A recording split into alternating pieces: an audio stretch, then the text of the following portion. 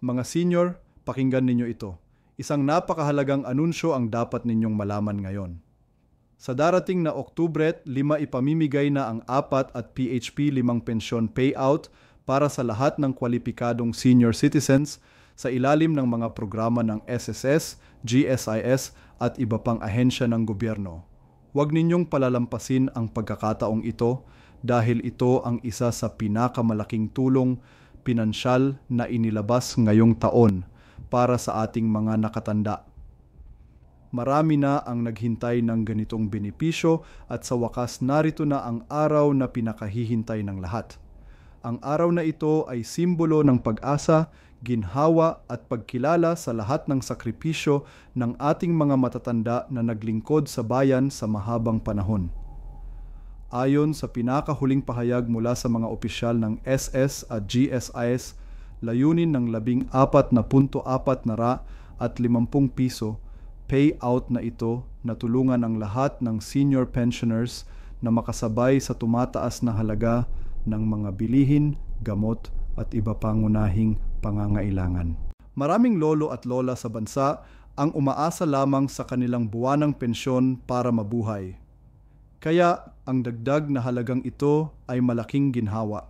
Hindi lang ito basta pera, ito ay tulong na magpapagaan ng buhay at magbibigay ng pag-asa sa libu-libong pamilya sa buong Pilipinas. Ngayong Oktubre 22 hanggang 25, sabay-sabay na ilalabas ang payout sa pamamagitan ng mga itinalagang bangko, remittance partners at mga authorized payout centers. Para sa mga may nakalink na bank account, automatikong ipapasok ang halagang 4 na at 50 piso sa inyong mga account. Samantala, para sa mga walang bank account, maaaring magtungo sa mga partner payout centers o municipal halls na nakatakdang mamahagi ng benepisyo.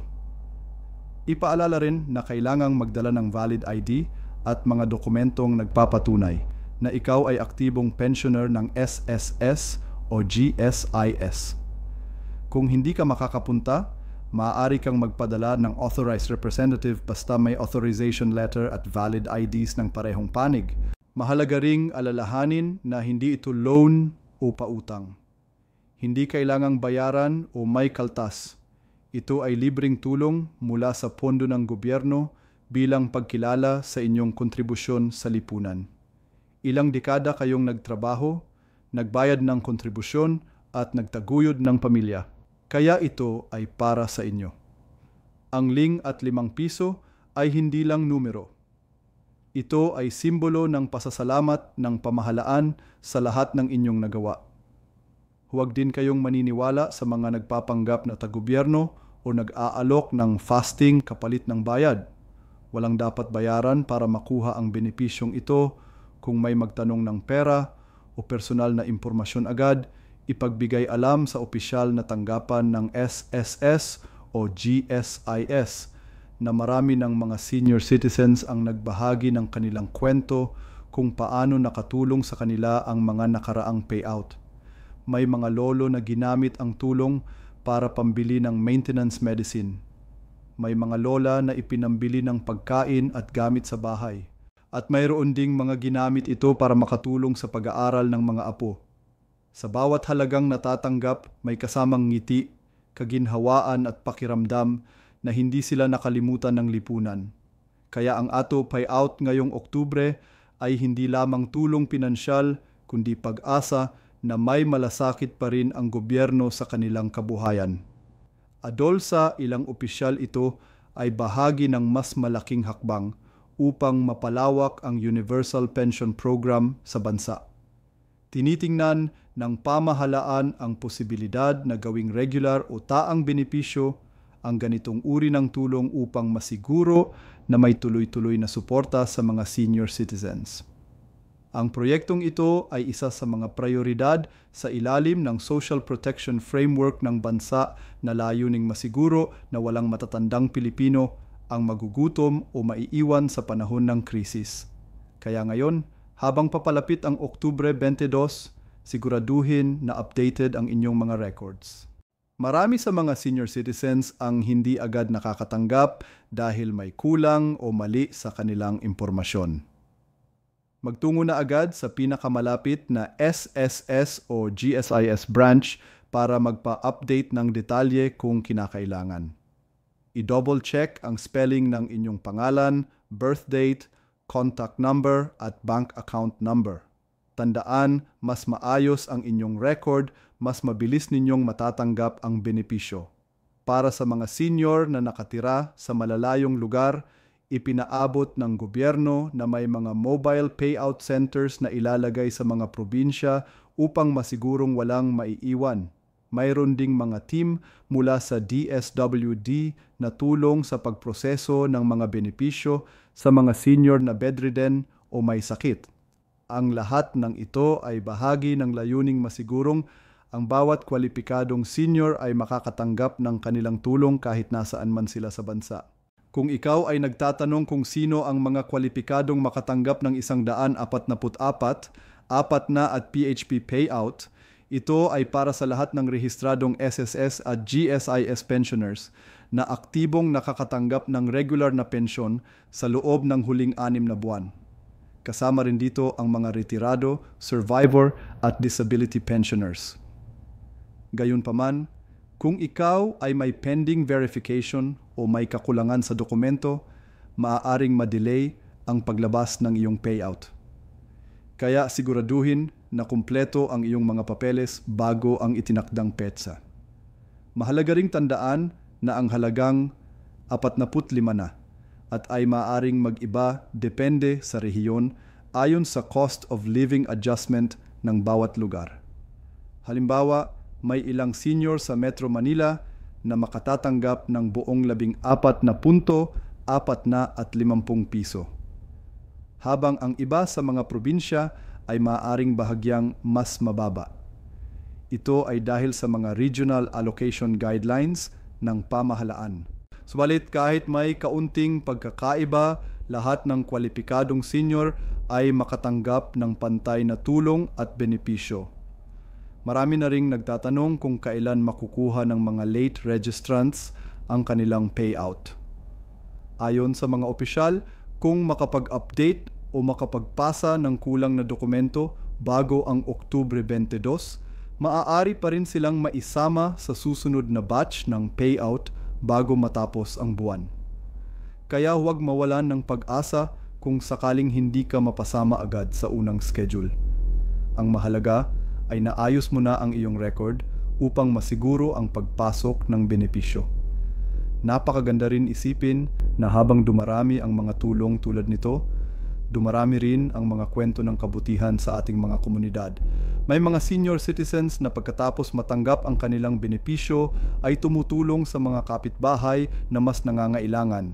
Ang ilan ay bumibili ng bigas para ipamahagi at ang iba naman ay nagdo-donate sa simbahan bilang pasasalamat. Yung mga ganitong kwento ay tunay na ang bawat piso mula sa gobyerno ay nagbubunga ng kabutihan at malasakit sa kapwa. Kaya't mga senior citizens, huwag kalimutang ihanda ang lahat ng kailangan bago ang Oktubre 22. Maghanda ng valid ID, SSS o GSIS number.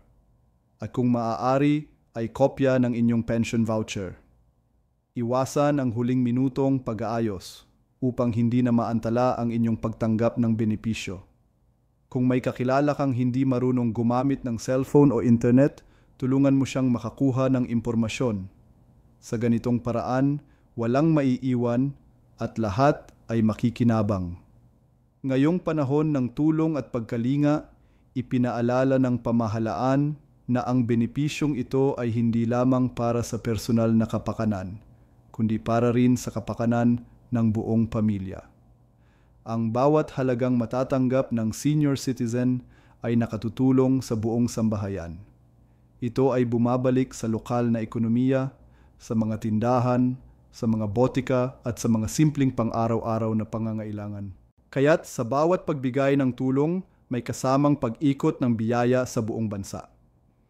Hindi rin maikakaila na marami sa ating mga senior citizens ang nakararanas ng pangungulila at kalungkutan lalo na sa mga panahon ng kahirapan. kaya't ang simpleng tulong na ito ay nagbibigay rin ng emosyonal na suporta. Ipinaparamdam nito na hindi sila nakalimutan ng lipunan at may mga taong nagmamalasakit pa rin sa kanila. Sa bawat pagtanggap ng 4 na at may kasamang mensahe ng pag-asa na ang gobyerno ay patuloy na kikilos para sa kanilang kapakanan. Sa wakas sa darating na Oktubre 2025, huwag mong hayaang lumipas ang araw na ito nang hindi mo nakuha ang iyong nararapat na tulong. I-check ang iyong pangalan sa listahan. Ihanda ang mga dokumento at siguraduhin na alam mo ang tamang lugar ng payout. Kung hindi ka sigurado, tumawag sa opisyal na hotlines ng SSS o GSIS upang magtanong. Huwag mong ipagsapalaran ng impormasyon mula sa hindi kilalang mga tao sa social media. At sa lahat na nanonood game, ipakalat ninyo ang balitang ito. Ibahagi sa inyong mga magulang, lolo't lola, kapitbahay at mga kakilala. Bawat isa sa kanila ay maaring makinabang sa tulong na ito. Tandaan sa simpleng pag-share mo ng impormasyon, maaaring may isang senior citizen na matutulungan mo upang makuha ang 144, 4 na at 50 piso na makapagbibigay ng kaginhawaan sa kanilang buhay. Kaya mga senior, maghanda na. Ang benepisyo ay paparating na at ang Oktubre 22-25 ay magiging isang araw ng pag-asa, tulong at pasasalamat para sa bawat Pilipinong senior citizen sa buong bansa.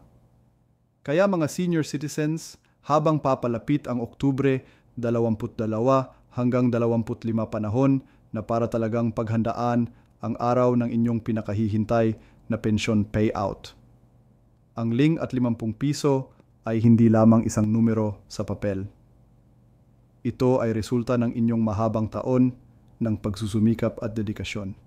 Marami sa inyo ang nagtrabaho ng buong buhay, nagtiis sa hirap at patuloy na nagmahal sa pamilya at bayan. Ngayon panahon naman para kayo ang alagaan at suklian ng gobyerno sa pamamagitan ng tulong na ito.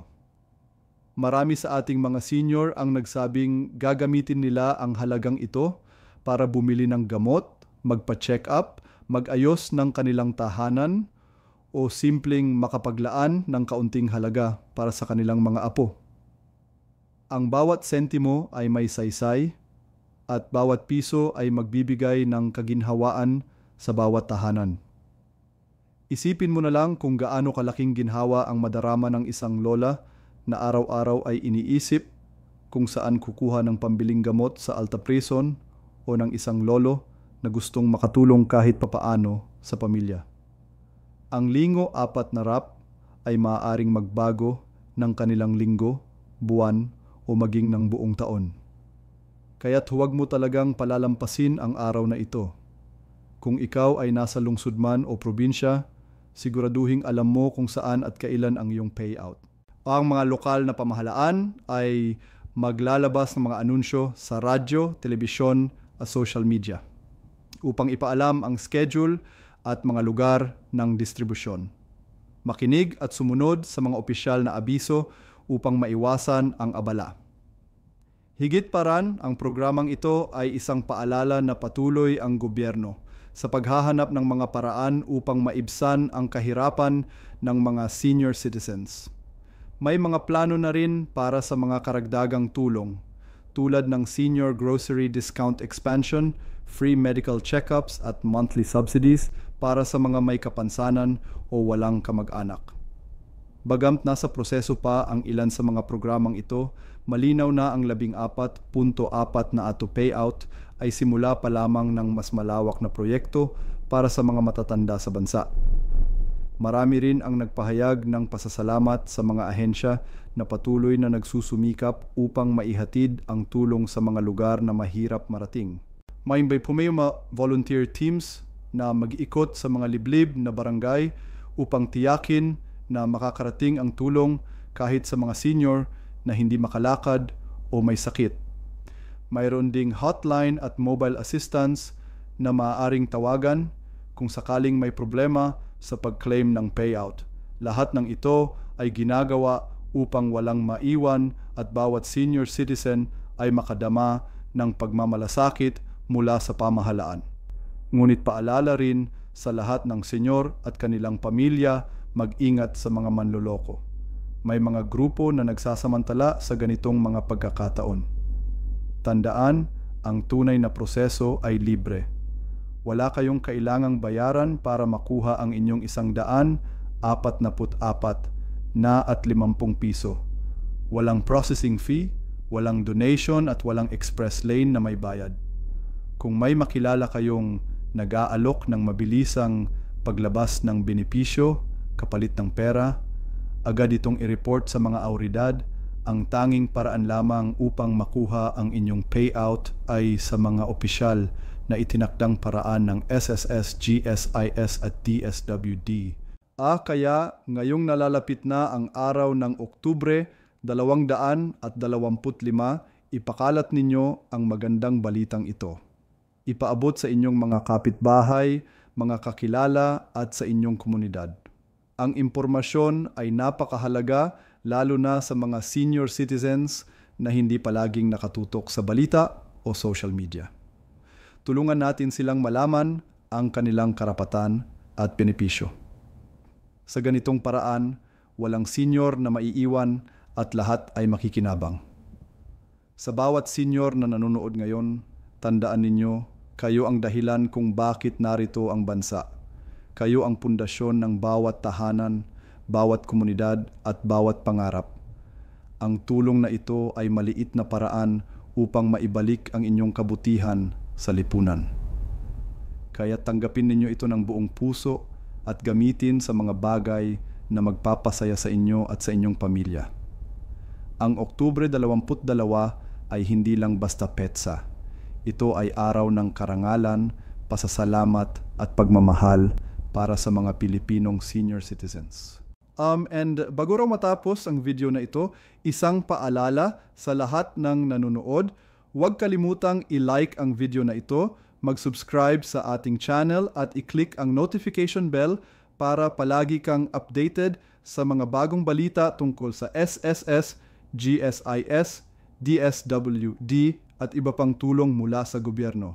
Dito sa ating channel, layunin naming maihatid ang mga pinakabagong impormasyon upang matulungan ang bawat Pilipinong senior citizen na makuha ang benepisyong nararapat sa kanila. Kaya muli mga lolo at lola, huwag palalampasin ang inyong pagkakataon.